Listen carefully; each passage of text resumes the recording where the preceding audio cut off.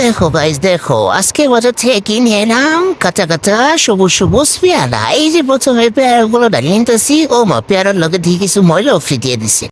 এই যে এখন আমি এই পেয়ারার একটা সুন্দর ঝাল ঝাল মাখো মাখো একটা রেসিপি বানাবো। এই যে নিয়ে নিলাম একটা পেয়ারা, এখন এটা আল্লাহ আকবার দেওয়ার পালা।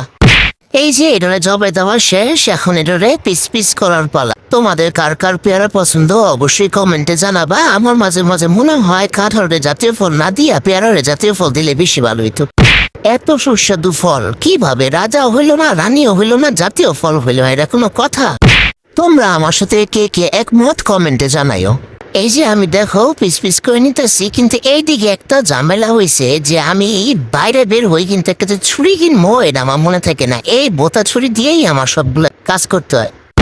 এই দিকে আমার একটা পেয়ারা কাটতে মনে হয় যুদ্ধ করতে হইতেছে। আমি আবদাই ছুড়াইলে আর ভাল লাগে না। এই ছুরিটা সুন্দর হয়েছে না, করে দেয় না একটা বিস্তুম রানো। ভাবছিলাম আস্তে আস্তে খামো, পরে মনে হলো যে না, এটা একদম টুকরো টুকরো করে নেই, একদম রাস্তায় মামারা যেমনি মাইখা দেয় এমনি খামো। এই যে আমি এখন কিছুতে তুলিয়া নিতেছি, আর এখন এই যে বিট লবণ ছিটিয়ে নিতেছি। তোমাদের বাসে বিট লবণ না থাকলে তো লবণ মনে দিয়া দিও। এই যে চিনি ফেল দিতেছি, এখন সামান্য পরিমাণ একটু চিনি দিছি। দেখছো কুইতি পাইয়া লোলায় পড়তেছিল। তোমরা কেউ কিছু মনে করো না গাইস, তেঁতুল দেখলে কার কার যে বা লোলা আইসা পড়ে এটা কমেন্টে জানায় তো। এটা না অটোমেটিক আইসা পড়ে, বুঝি না কে। এই যে প্যারাগুলা ভালোভাবে চেটকে বেটকে মাইখা নিলাম, এখন একটা কাঁচা চামচ নিয়ে এই সুন্দর মতো স্টার করতে করতে খাইয়া ফেলবা।